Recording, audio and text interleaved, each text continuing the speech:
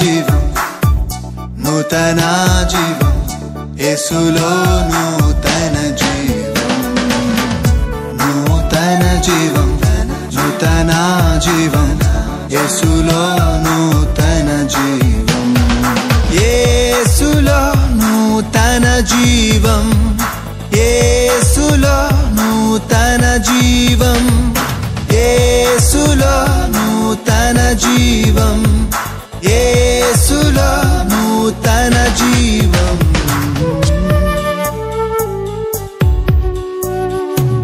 నూతన జీవం, నూతన జీవం, యేసులో నూతన జీవం, నూతన జీవం, నూతన జీవం, యేసులో నూతన జీవం, యేసులో నూతన జీవం. Praise the Lord. Greetings to you all in the name of our Lord Jesus Christ. We welcome you all to this beautiful program, New Life in Christ. We are so glad by receiving your responses through calls and social media. May the Lord lead us according to His will and speak to us through His word. Now, Pastor Moses Abhishek will deliver the word of God. యేసులో నూతన జీవం అనే ఆధ్యాత్మిక TV కార్యక్రమానికి మిమ్మల్ని ప్రేమతో ఆహ్వానించుచున్నాము. వాక్యం ద్వారా ఎంతగానో ఆశీర్వాదం పొందుచున్నారని నమ్ముచున్నాము. ఇప్పుడు పాస్టర్ మోజెస్ అభిషేక్ గారు దేవుని యొక్క వర్తమానాన్ని అందజేస్తారు. Hallelujah. Hallelujah. Precious greetings, dear friends, in Jesus' name. ప్రియ స్నేహితులారా, యేసు నామములో ప్రశస్తమైన శుభములు మీకు తెలియజేయుచున్నాము. How are you all doing? మీరందరూ ఏ విధముగా ఉన్నారు? Hope in this new year of 2025 you are greatly experiencing the mercies of God. ఈ నూతన సంవత్సరము 2025లో దేవుని యొక్క కృపలను మీరు అధికముగా అనుభవించుచు ఉన్నారని మా విశ్వాసము. It's our prayer and it should be your prayer too, that may God bless all of our families and we be staying in His presence. మా ప్రార్థన మీ ఎడల మీరు మా కొరకు ప్రార్థించుచు ఉండుట, ఎందుకనగా ఈ సంవత్సరం అంతటిలోనూ దేవుడు మనలను ఆశీర్వదించుచు ఉన్నారు. It is an awesome time that God is giving to all of us every day to be in His presence and to have a wonderful fellowship with Him. ప్రతిదినము ఆయన సన్నిధిలో ఉండి అద్భుతమైనటువంటి ఆయన సన్నిధిని అనుభవించడానికి దేవుడు ఇచ్చుచున్నటువంటి దివ్య తరుణములు. So we should be grateful to God for all of His wonders and favor. ఆయన యొక్క అద్భుతాలకును ఆయన యొక్క అనుగ్రహమునకును మనము కృతజ్ఞులమై ఉండవలసిన వారం. We thank you so much for tuning to this video on your mobiles, televisions and other devices.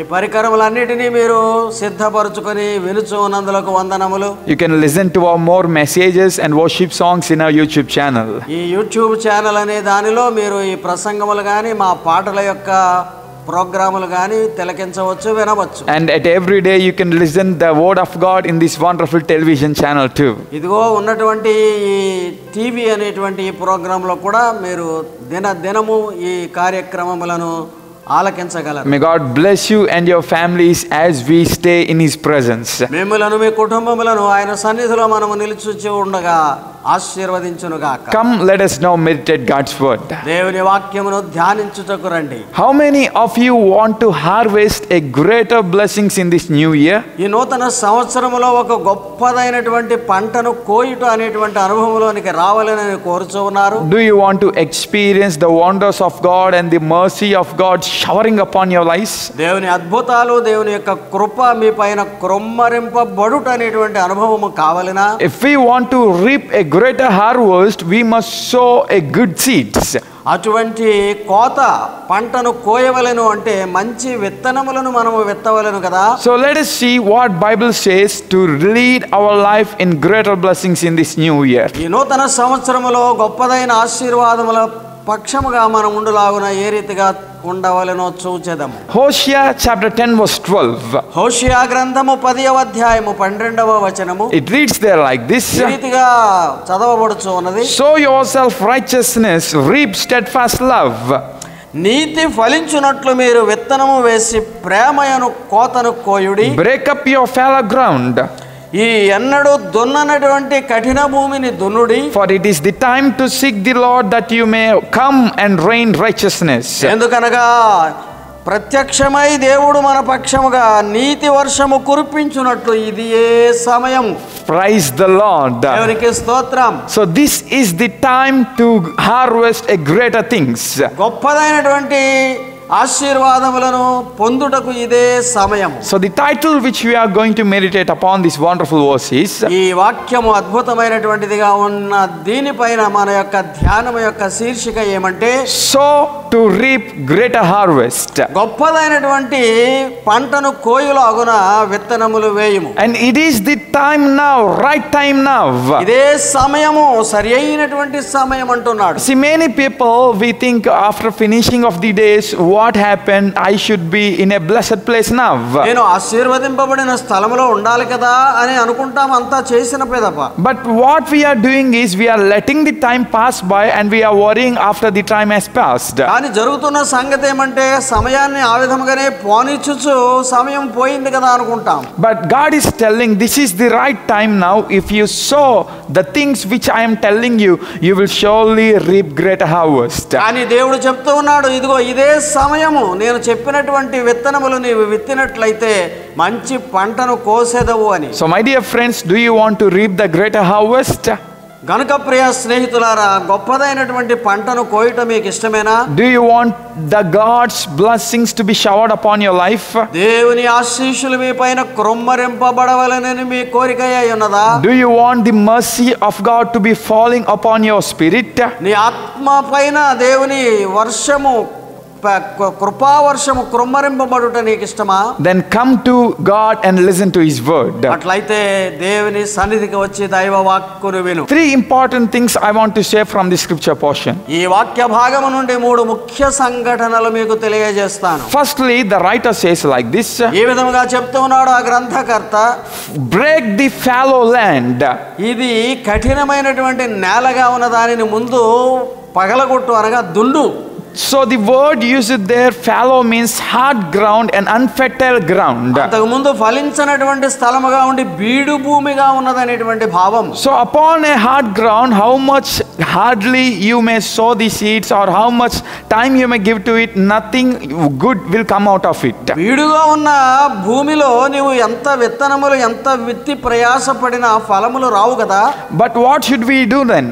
మరైతే ఏం చేయాలి అప్పుడు? We should sow the seeds upon a good fertile land. మంచి ఫలవంతమైనటువంటి సారవంతమైన భూమి మీద విత్తనాలు విత్తాలి. So God is telling to Hosea, గనుక హోషేయతో దేవుడు చెప్తూ ఉన్నాడు, and Hosea is telling to the people of Israelites, హోషేయ ఏమో ఇశ్రాయేలు అనేటువంటి ప్రజలతో చెప్తూ ఉన్నాడు, oh dear people Israel, ఓ ప్రియమైన ఇశ్రాయేలు ప్రజలారా, if you want to reap the greater harvest in your life, మీ జీవితాలలో గొప్ప పంటను కోయవలనని కోరితే smoothen your life. మీ యొక్క జీవితాన్ని మలర్చుకో. Your life or your heart became a hard ground which is unable to reap good harvest. బీడు భూమిగా ఉండి కఠినముగా ఉన్నటువంటి ఆ ప్రదేశమును చదునుపరచు. So we know about the prophet Hosea is an 8th century prophet. 8వ శతాబ్దమునకు చెందినటువంటి ప్రవక్త అయి ఉన్నాడు హోషేయ అని మనకు తెలుసు. And his message is to a nation called Israel. ఇశ్రాయేలు అనేటువంటి దేశమునకు ఆ వర్తమానమును చెప్తూ ఉన్నాడు. And in 8th century the situation of Israel was so devastating.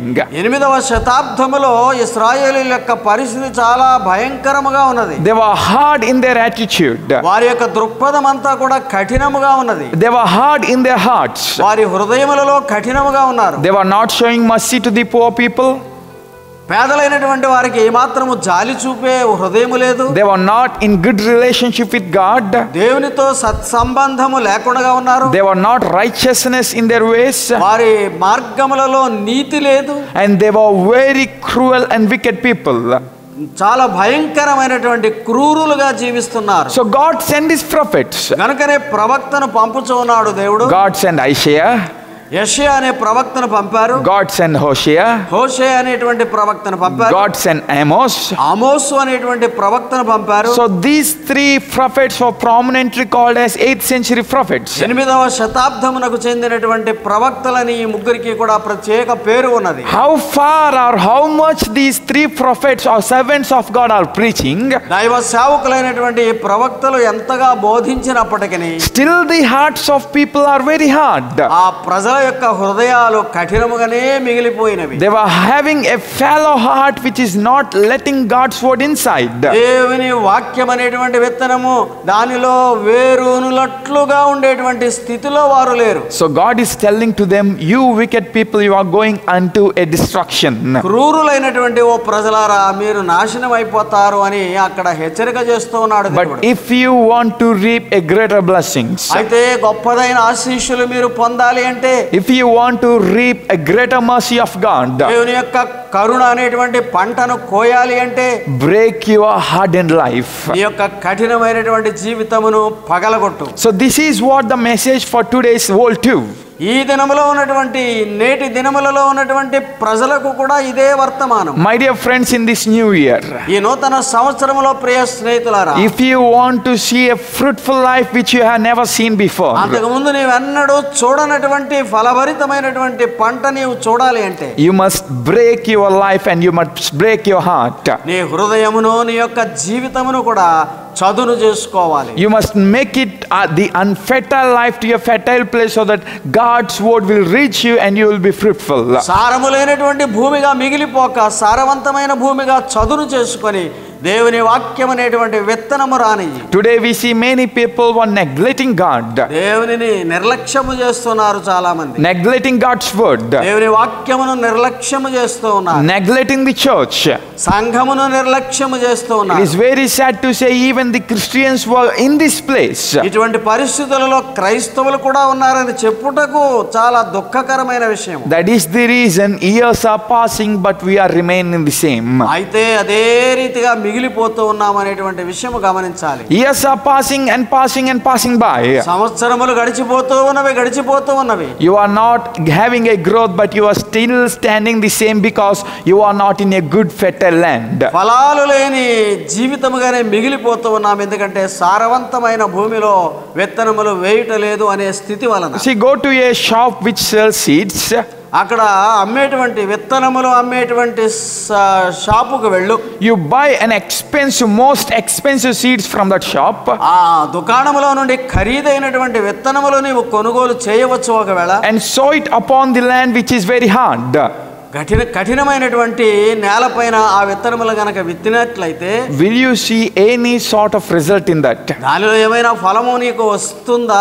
You won't have any fruits but you only see the weeds coming out of it. అక్కడ మరలా తుప్పలు పెరుగుతున్నాయి అనేటువంటి ఆ కఠినమైన నేలలో చూస్తావే తప్ప ఫలములు రావు. Because you are sowing in a hard place. ఎందుకనగా కఠినమైనటువంటి రాతి నేలను నీవు విత్తునట్లుగా విత్తుచున్నావు. God's word is stronger and it has a great capacity. దేవుని వాక్యం అయితే శక్తి కలిగినటువంటిదే. But it is your place which is making God's word not working in your life. అయితే నీవు ఎన్నుకునేటువంటి స్థలము దేవుని వాక్యము ఫలించేలాగా చేయకుండా ఉంటుంది. If you are coming closer to God, దేవునికి సన్నిహితముగా నీవు వచ్చినట్లయితే, if you are breaking the hardness in your life, నీ జీవితంలో ఉన్నటువంటి కఠినత్వాన్ని చదును చేసుకుంటే గనక, if you are breaking the unwanted things in your life, నీ జీవితంలో అక్కరలేనటువంటి సంఘటనలను తొలగించినచో, if you are breaking the attitude that which is far from God in your life, నీ జీవితంలో దేవునికి దూరముగా ఉండేటువంటి దృక్పథమును తొలగించుకుంటే, you will surely reap the greater harvest. నీవు గొప్పదైనటువంటి పంటను తప్పక కోయగలవు. So my dear friends, కనుక ప్రియ స్నేహితులారా, do you want to reap a greater harvest in this year? మంచి పంటను నీవు కోయవలెనని ఆశిస్తున్నావా? Do you want this year to be an year which is not similar to the past years? ఈ సంవత్సరము గత సంవత్సరముల వలె ఉండునది కాక నూతనముగా ఉండులాగున కోరుకుంటున్నావా? Then sow a good seeds in the good land. అయితే మంచి నేలన మంచి విత్తనములను విత్తుము. So you become a good person and have a good attitude so that you will reap good harvest. నీవు మంచిగా ఉండి నీ దృక్పథములన్నీ కూడా మంచిగా ఉన్నట్లయితే నీకు మంచి ఫలములే వస్తవి. The second thing what Bible says here is, ఇక్కడ గ్రంథము చెబుతున్న రెండవ విషయం ఏమంటే, in Hosea chapter 10 verse 12, 10వ అధ్యాయము 12వ వచనము హోషేయ ప్రవక్త గ్రంథము. God is talking through Hosea. ఆయన ద్వారా దేవుడు మాట్లాడుచూ ఉన్నాడు. sow the seeds of righteousness. నీతి అను మంచి విత్తనములను విత్తుము అంటున్నాడు. So you will experience the steadfast love of God. ఎందుకనగా దేవుని యొక్క స్థిరమైనటువంటి ప్రేమను నీవు అనుభవించులాగున. My dear friends, secondly, if you want to see a greater harvest in this new year, స్నేహితులారా, ఈ నూతన సంవత్సరములో నీవు గొప్ప పంటను చూడవాలంటే రెండవ అంశం ఏమంటే sow yourself the seed of righteousness. NITI Anu విత్తనమును విత్తుము. Bible says like this in a wonderful way in Corinthians. కొరింథీయులకు రాసిన పత్రికలో అద్భుతముగా ఈ రీతిగా దేవుని వాక్యము చెప్పుచూ ఉన్నది. What you sow, that you will reap. నీవు ఏమి విత్తుతావో అది ఏ కోయుదువు. Yes, it is exactly the same today. ఈ దినములో కూడా అంతే కదా. So if you take a field and if you sow the seeds of wheat, you will get wheat. ఒక పొలమును ఎంచుకొని అక్కడ గురుగులు గనక విత్తినట్లయితే గురుగులే తీసుకుంటావు. If you sow the seeds of tomatoes, tomatoes will come. అక్కడ టొమాటో అనేటువంటి ఆ టమాటా విత్తనములు వేస్తే టమాటా ఫలాలే వస్తాయి. But if you sow the tomato seeds, weeds won't come, right?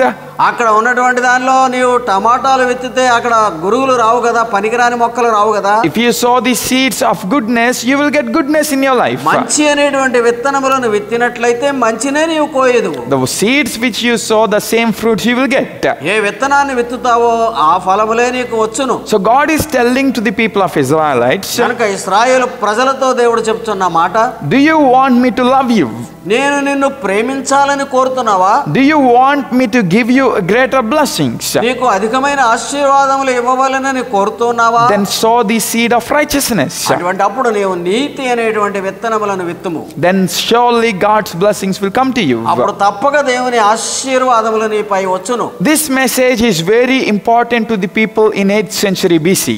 8వ శతాబ్దము ఆ కాలంలో ఉన్నటువంటి ప్రజలకు కూడా ప్రాముఖ్యమైన వర్తమానమే ఇది. Because as I said before, they were very cruel and brutal who have no righteousness in their life. ఎందుకనగా ముందు చెప్పినటువంటి రీతిగానే వారి జీవితములలో నీతి అనేటువంటిది లేదు, దుష్టత్వము క్రూరత్వము ఉన్నది. They have turned far from God. దేవునికి దూరమైపోయిన ప్రజలుగా ఉన్నారు. They were not righteous in their relationship with God. దేవునితో వారికి ఉన్నటువంటి సంబంధము కాకుండా నీతి అయినది లేదు. Because of that, they established the idols or the idol worship places and they are worshipping idols. అక్కడ అనేకమైనటువంటి దేవతా విగ్రహములను పెట్టుకొని ఆ స్థలములలో వారు పూజలు చేస్తూ ఉన్నారు. That's why God is telling to them, seek righteousness, if not you will sow or reap the greater destruction. నీవు గనక నీతి అనేటువంటి ఆ విత్తనము విత్తకపోయినట్లయితే నాశనమునే నీవు కోరుకుంటావు, కోస్తావు అని అందుకే దేవుడు చెప్తూ ఉన్నాడు. These people were not having righteous relationship with their neighbors too. ఇరుగు పొరుగు వారితో కూడా ఏమాత్రము కూడా నీతియుక్తమైనటువంటి జీవిత విధానాలు లేవు. They were laying hard labor upon the people. ప్రజలపైన కఠినమైనటువంటి పనులు మోపుచూ ఉన్నారు. They were not paying good salaries to the people who were working with them. వారితో పని చేయుచున్నటువంటి ఆ ప్రజలకు తగిన ఫలములను అనగా జీతమును ఇచ్చుటలేదు. In the book of Hosea and Amos and Isaiah we read that they are looting the people. హోషేయలోను ఆమోసులోను యెషయా గ్రంథాలలో కూడా అదే చెప్తున్నాడు, ప్రజలను దోచుకుంటూ ఉన్నారు. So these people were sowing the seeds of unrighteousness. అక్కడ అవినీతి అనేటువంటి విత్తనములను వారు విత్తుచూ ఉన్నారు. So God is talking to them, at least now if you want to see the mercy of God, seek and sow the righteousness. కనుకనే దేవుడు వారితో మాట్లాడుతూ ఉన్నాడు, ఇప్పుడైనను సరే మంచి ఫలములు మీకు కావాలనంటే నీతి అను విత్తనములను విత్తుడి. My dear friends, ప్రియ స్నేహితులారా, in your life also, మీ జీవితాలలో కూడా at least today, ఈ దినమైనను recognize this is the right time. ఇదే మంచి సమయమని గుర్తించి Forget all the days that were past. గత కాలం అంతటిని కూడా మరచిపోయి God is asking you, దేవుడు అడుగుచున్నాడు నిన్ను, at least now sow the seed of righteousness. ఇప్పుడైనను ఇదే సమయం గనక నీతి అనే విత్తనములను విత్తుము. Then surely God's steadfast love will come upon your life. అప్పుడు తప్పక దేవుని యొక్క కృప అనేటువంటిది నీ పైన ఉంటుంది. See, if there is a good fertile land, అక్కడ మంచి నేల గనక ఉన్నట్లయితే, but if we are sowing the seeds which were not good enough, నేల మంచిదే గాని విత్తనములు మంచివి కాకపోతే will we get good crop?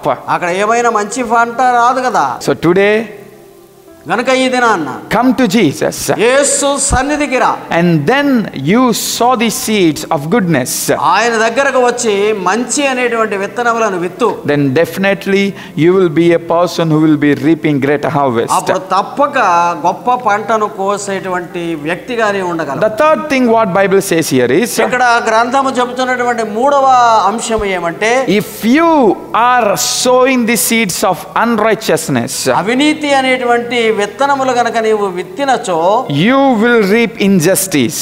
నీకు అన్యాయము అనేటువంటి పంట వస్తుంది. And because you have trusted upon your own knowledge, నీ స్వబుద్ధిని ఆధారము చేసుకున్న కారణాన you will go to the destruction. నాశనమునకే నీవు దారి తీస్తావు. So thirdly, Bible warns us like this. గనుక బైబిలు ఈ రీతిగా మనలను హెచ్చరించుచూ ఉన్నది మూడవ అంశముగా. If you want the greater harvest, గొప్ప పంటను నీవు పొందాలి అనుకుంటే do not sow the seeds of wickedness. దుష్టత్వము అనేటువంటి విత్తనములు విత్తవద్దు. You may think that the land is good, నేల మంచిగానే ఉందనుకోవచ్చు నీవు. so I can sow the seed whatever it may be. ఏ రకమైనటువంటి విత్తనాలైనా సరే వేసేస్తాను అనుకుంటావు. I made the land very fertile. ఎందుకనగా నేలను సారవంతముగా చదును చేశాను కదా అనుకుంటావు. I fluffed the land with very much hard work. ఎంతో కష్టపడి దున్నాను అంటావు. But what happens then? అప్పుడు ఏం జరుగుతుంది? How much harder you might have fluffed the land, ఎంత కష్టపడి భూమిని దున్నినప్పటికీ if you are sowing the seeds which were not good, మంచి విత్తనములు కానటువంటి వాటిని విత్తిన కారణాన the destruction will happen there. నాశనం అనేదే నీకు ఫలితము. You will not reap the harvest. అక్కడ మంచి పంట నీవు కోయలేవు. Weeds only come from that. అక్కడ పిచ్చి మొక్కలు మాత్రమే మొలుస్తాయి. Because you didn't sow the good seeds. ఎందుకనగా మంచి విత్తనాలు కాదు గనక. That's why we see in news many times these days. అందుకే చూస్తున్నాము ఈ దినములలో అనేక పర్యాయములు వార్తలలో. Although farmers were very hard laboriously working in their farms, ఎంతో కష్టపడి పొలమును దున్ని చదును చేసిన వారైనప్పటికీ because of not sowing the seeds which were good, మంచి విత్తనములు విత్తని కారణమున they were not getting good crop. మంచి పంటను వారు పొందలేకపోతూ ఉన్నారు. And finally, because of that sadness, they were committing suicides. అంతిమముగా వచ్చేటువంటి ఫలితం ఎలా మిగిలిపోతుందంటే పంట రాలేదనేటువంటి దుఃఖముతో ఆత్మహత్యలు చేసుకుంటున్నారు. See, they are losing their hard work, మంచి పని అంతటిని పోగొట్టుకుంటున్నారు. and they were losing the harvest, అక్కడ పంట కూడా పోగొట్టుకున్నారు. and they are losing their life. చివరకు జీవితాలనే పోగొట్టుకుంటూ ఉన్నారు. No result, no money, and no life. ఫలితం ఏమీ లేదు, ధనము ఏమీ ఆర్జించలేదు, అక్కడ జీవితం కూడా పాడైపోతుంది. That is same which will happen when we are not sowing the seed of righteousness.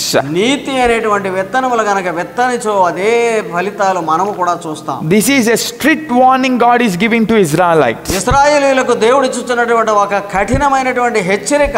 If you keep on sowing the seeds of wickedness, ఆ రీతిగా దుష్టత్వము లేకపోతే అవినీతి అనేటువంటి విత్తనాలే నీవు విత్తుచూ ఉంటే you will be destroyed.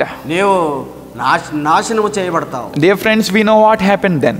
ఆ తర్వాత ఏం జరుగుతుందో తెలుసు కదా ప్రియ స్నేహితులారా. These Israelites, they didn't listen the word of 8th century prophets. 8వ శతాబ్దపు ప్రవక్తల యొక్క మాటలను వారు గైకొనని కారణమున Few years itself they got into destruction. కొద్ది సంవత్సరముల లోపలనే వారందరూ కూడా నాశనం అయిపోయారు. The enemy kingdom came and they destroyed the land of Israel. శత్రు రాజులు వచ్చి ఇశ్రాయేలు దేశమును పాడు చేసి కొల్లగొట్టుకున్నారు. This new year ఈ క్రొత్త సంవత్సరములో should not be an year of destruction. అటువంటి నాశనకరమైనటువంటి సంవత్సరముగా మనకు ఉండకూడదు. The recent report in news channel says, ఇటీవల వచ్చినటువంటి వార్తా విశేషం ఏమంటే, after Trump has signed as the president of United States of America, America దేశానికి ప్రెసిడెంట్ గారు ట్రంప్ గారు నెగ్గి సంతకములు చేసిన తర్వాత in one day ఒకే రోజున the stock market lost 7 lakh crores of rupees. 7 లక్షల కోట్లు అనేటువంటివి నష్టమైపోయింది. స్టాక్ మార్కెట్ అంటారు, షేర్లు కొని వ్యాపారం చేసేటువంటి ఆ వ్యాపార సంస్థలు. That is the devastating situation in India. ఇండియాలో కూడా భయంకరమైనటువంటి పతన స్థితి. 7 lakhs crores rupees was lost in stock exchange within one day. 7 లక్షల కోట్ల రూపాయల యొక్క నష్టం వచ్చేసింది ఆ స్టాక్ మార్కెట్ అనేటువంటి వ్యాపార సంస్థలు. And yesterday it went to 4 lakhs crores of rupees losing. నిన్న కూడా 4 లక్షల కోట్లు పతనమైపోయినవి అని వార్త. The international news channels were saying like this. అంతర్జాతీయంగా ఉన్నటువంటి ఈ వార్త పత్రికల వాళ్ళు చెప్తూ ఉన్నారు. This is not only the situation in India. ఇండియాలో మాత్రమే కాదు ఈ పరిస్థితి. The Middle East countries, మధ్య ఆసియా దేశాలు కూడా, that means Kuwait, Saudi Arabia or Dubai or any other Arab countries, Arab దేశాలు సంపన్న దేశాలని చెప్పుకున్నటువంటి ఆ దేశాలలో కూడా, and even the Japan, which is called as very technology country, ఎంతో సాంకేతిక నిపుణత కలిగినటువంటి జపాన్ అనేటువంటి ఆ దేశంలో కూడా, and eastern countries like Australia or every country except America were losing greatest wealth. Australia అనేటువంటి తూర్పు దేశాలలో కూడా ఒక్క అమెరికా తప్ప అందరూ కూడా పతన స్థితిలో ఉన్నారు. Why this is happening? ఎందుకు ఈ రీతిగా జరుగుతూ ఉన్నది? The wealth which people are saving is also getting looted.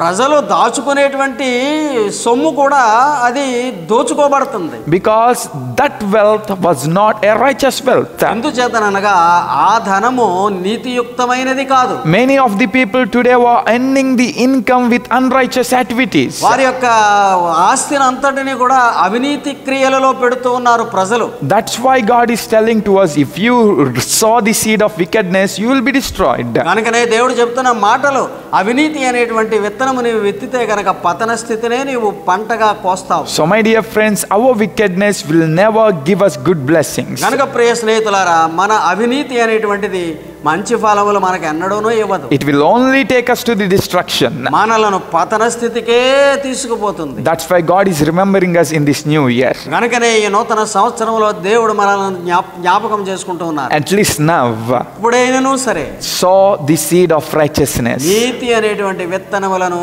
సమయం ఉండగానే విత్తు. Break your hard life. నీ యొక్క కఠిన జీవితాన్ని మార్చుకో.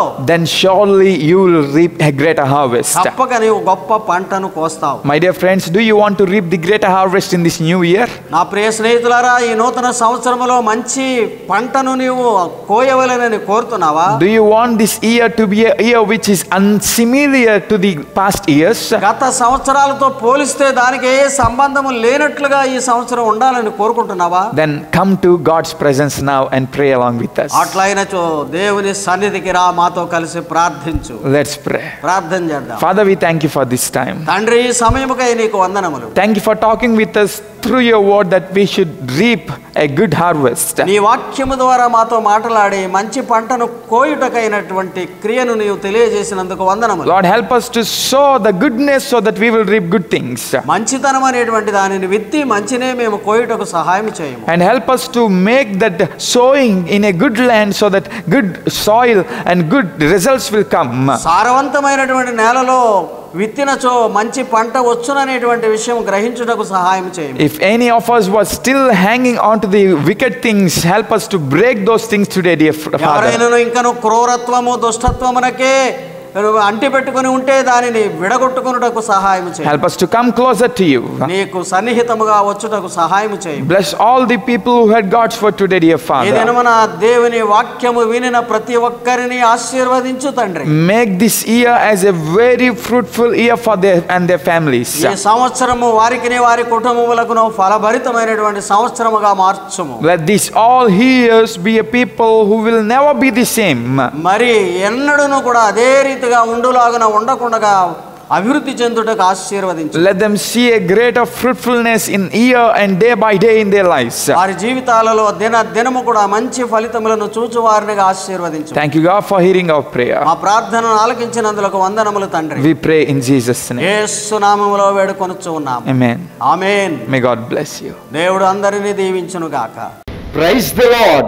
Dear friends, to watch more sermons and worship songs, please subscribe to our YouTube channel Moses Abhishek, MOSES ABHISHEK, and follow us on Facebook and Instagram @Moses Abhishek Tanity.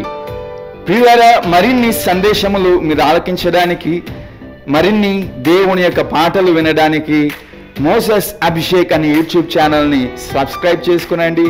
అలాగే ఫేస్బుక్లోను ఇన్స్టాగ్రామ్లోను Moses Abhishek Taneti అనే మన యొక్క ఛానల్ని ఫాలో అవ్వండి.